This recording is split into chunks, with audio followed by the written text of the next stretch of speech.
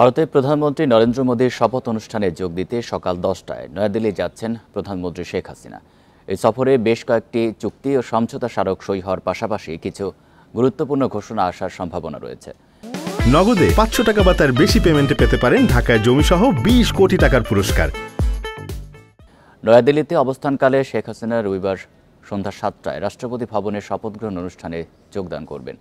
এরপর সেখানে নরেন্দ্র মোদীর সঙ্গে একান্ত বৈঠক করবেন তিনি।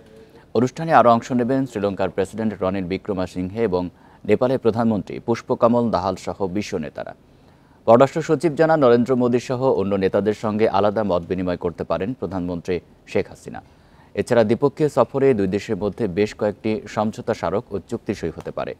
পররাষ্ট্র সচিব আরও জানান, পারস্পরিক সহযোগিতার ক্ষেত্রে কিছু ঘোষণাও আসতে পারে। সোমবার সন্ধ্যায় দেশে ফিরবেন প্রধানমন্ত্রী শেখ হাসিনা।